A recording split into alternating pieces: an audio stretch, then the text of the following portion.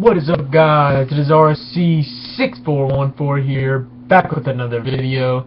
This time I'm reviewing WWE Friday Night SmackDown. We are less than 10 days away from WrestleMania 8 if you're on the East Coast time, which I am. So yeah, let's go ahead and get to the review. SmackDown was alright this week. I thought it was entertaining for what it was worth, and let's go ahead and get to the review. The first thing we had was Batista come out and address the fans. He was talking about how everybody wanted him back, and when he finally does come back, people boo him. He also talks about Stephanie McMahon and the situation that happened on Monday, and Triple H comes out and he gets mad at Batista because Batista says Triple H wouldn't be without where he is today without the McMahon family, without marrying into the McMahon family. Triple H insulted Batista about Hollywood, and then he said he wondered where the old animal went and booked a match against Sheamus. He said that match was going to happen later tonight. So Batista versus Sheamus is already scheduled. Going into the night, we already know Bray Wyatt versus The Big Show will be the main event. The first match we had was The Shield, Dean Ambrose and Seth Rollins. Roman Reigns was ringside versus 3MB. Heath Slater was ringside. Ambrose and Rollins took on McIntyre and Mahal.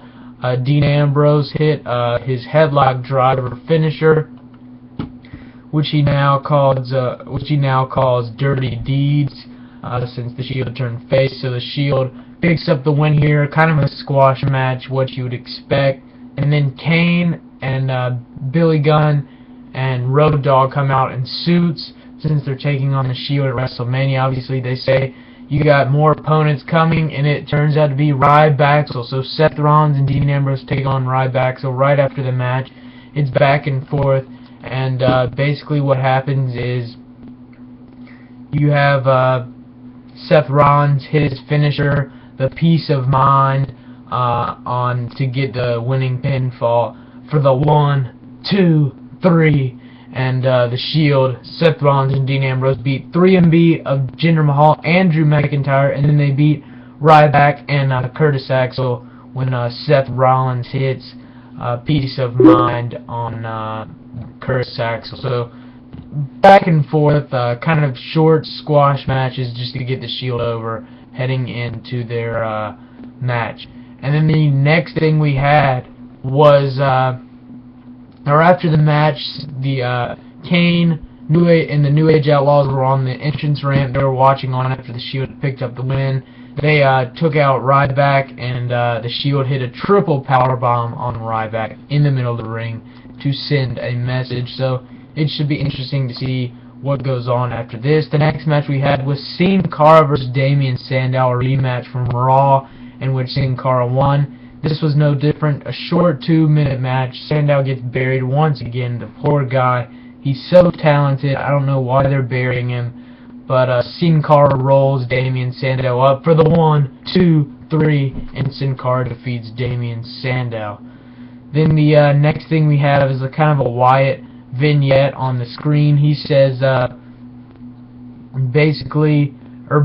we have Big Show, not a Wyatt vignette. We have Big Show getting interviewed. He talks about how he's going to beat the Wyatt family, and what they did to John Cena was really messed up and twisted. He says intimidating and going to work on him, and he's not scared of them. He's going to take care of business tonight, is basically what he said. And then the next match we have is Goldust versus Fandango.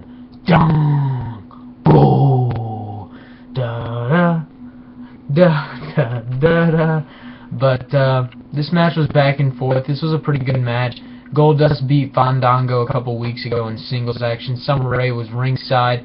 She distracted Goldust by cutting him off, and when he finally got back in the ring, Fandango kicked Goldust in the head. He rolled Goldust up for the pinfall for the 1, 2, 3, and Fandango picks up the win here over Goldust. I was a little surprised.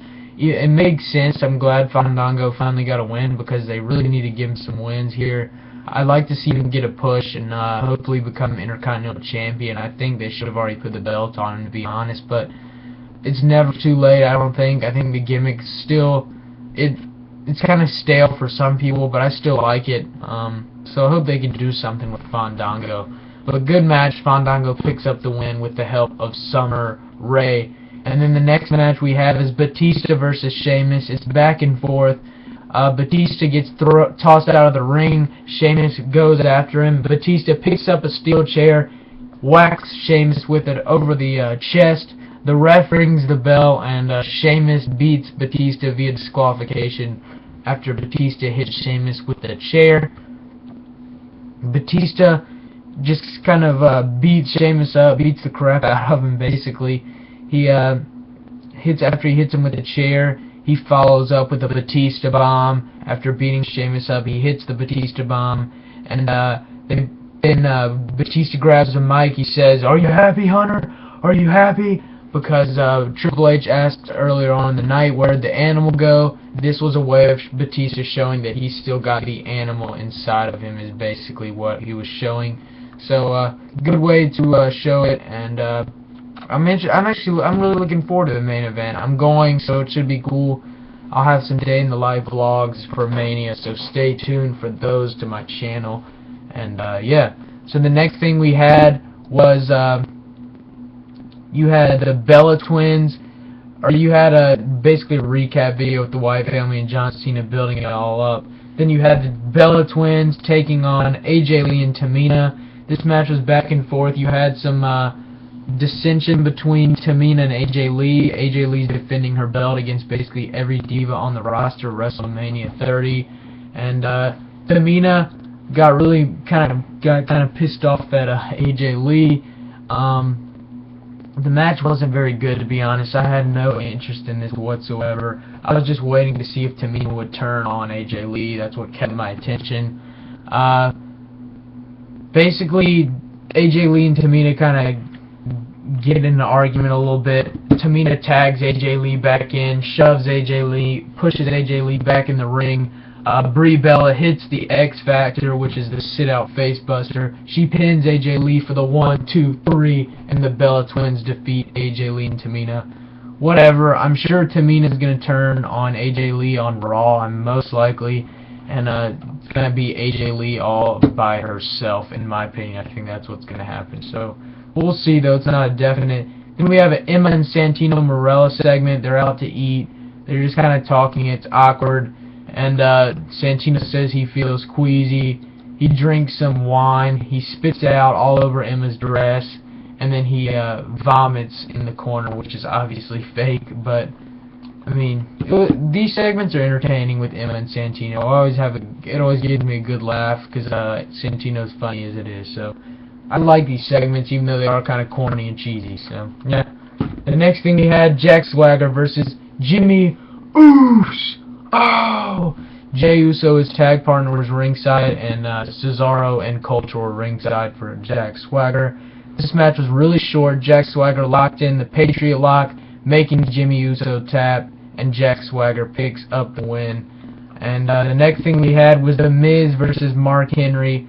They're both in the Andre the Giant Memorial Battle Royal, so they kind of toss each other over the top rope just to kind of show that, and Mark Henry would end up hitting the world's strongest slam on The Miz in the middle of the ring. He would pin The Miz for the 1, 2, 3, and Mark Henry would defeat The Miz here with a pinfall via world's strongest slam.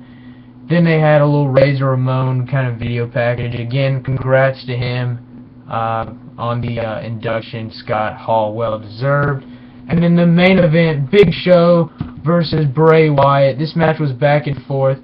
The Wyatt family interfered throughout the match. They didn't really interfere physically, but they kind of distracted the Big Show as usual. Bray Wyatt would end up hitting the Sister Abigail finisher. He would pin the Big Show for the 1, 2, 3, and Bray Wyatt would defeat Big Show via the Sister Abigail and get the pin and the win. Overall, decent SmackDown. The overall grade, I'd give SmackDown 5 out of 10. Again, the overall grade, I'd give SmackDown 5 out of 10. Hope you enjoyed this video. Check out my other videos and subscribe. WrestleMania is right around the corner. Thanks, guys.